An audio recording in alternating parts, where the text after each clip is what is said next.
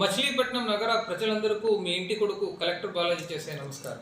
ఈరోజు మచిలీపట్నం నగరంలో ఉన్న ఒక సమస్య గురించి మీ ముందర డిస్కస్ చేయాలి అని ఈ వీడియో చేస్తున్నాను. మనందరికీ కూడా మచిలీపట్నంలో నేషనల్ కాలేజ్ వద్ద ఉన్న డంపింగ్ యార్డ్ ఒక పెద్ద సమస్య అని తెలుసు. కానీ ఆ డంపింగ్ యార్డ్ ఎందుకు అంత చెత్త అక్కడ పేరుకుపోయింది అని ఎప్పుడైనా ఆలోచించామా? దానికి కారణం ఇంతే. రోజు చెత్త మచిలీపట్నం నగరంలో క్రియేట్ అవుతుంది. ఆ చెత్తను మనము ఎటువంటి ప్రాసెస్ కూడా చేయకుండా దాన్ని మొత్తం అలాగే తీసుకుని వెళ్ళి ప్రతిరోజు దాన్ని అక్కడే వేయడం వల్ల అక్కడ చెత్త కుప్ప తయారైంది. మళ్ళీ ఆ చెత్త అక్కడ అలా చేయకుండా చెత్త ఉండాలి అంటే మనం ఏం చేయాలి? దానికి ఒకటే మార్గం. మనకు వచ్చే చెత్తను మనం అలా ఒక చోట వేయకుండా దాన్ని యూజ్ చేయాలి అంటే దానికి ఏం చేయాలి? దానికి మొట్టమొదటిగా అన్ని చెత్తను కూడాను నేను ఒకే రకంగా వాడలేను. తడి చెత్తను ఒక రకంగా వాడాలి, పొడి చెత్తను ఒక రకంగా వాడాలి. అదే చెత్తను మళ్ళీ నేను వాడకానికి తీసుకొని రావాలి అంటే మొట్టమొదటిగా నేను మనకు వచ్చే చెత్తను తడి చెత్త మళ్ళీ పొడి చెత్తగా మనం వేరు చేయాలి.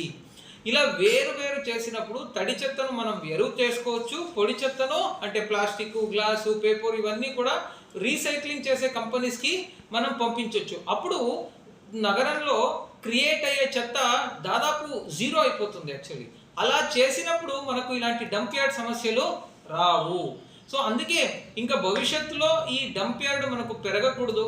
డంప్ యార్డ్ సమస్య శాశ్వతంగా మనకు సాల్వ్ అయిపోవాలి అనుకుంటే మనం చేయాల్సిన మొట్టమొదటి పని, మనం వేయాల్సిన మొట్టమొదటి అడుగు, మనం ప్రతి ఇంట్లో కూడాను తడి చెత్తని పొడి చెత్తను వేరు చేసి మున్సిపల్ కార్పొరేషన్కి అప్పచెప్పాలి.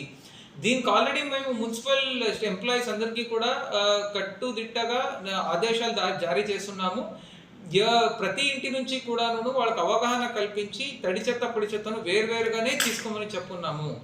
అలా వేరు చేయకుండా మిక్స్ చేసి ఎవరైనా తీసుకొని వస్తే వాళ్ళకి అక్కడే అవగాహన కల్పించి వాళ్ళ చేతిలోనే వేరు చేయించే మున్సిపాలిటీ తీసుకోవాలని ఒక నిర్ణయం తీసుకున్నాము. ఈ నిర్ణయం అమలులో మీ అందరి సహకారం కావాలి.